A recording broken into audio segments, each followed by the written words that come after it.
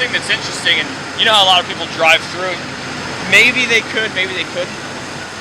Even just a little bit of water moving is, you know, can really take you off your feet a lot of times, even if it's only up to your ankles or up to your knees. So it is really important for people not to drive through these areas of water. You just never know how fast it's moving and how it can, you know, affect your vehicle or, you know, get you into trouble quick. I mean, just getting swept out into there, you'll go down river fast, and it's going to be a lot of work for our fire departments to, you know, work to save you.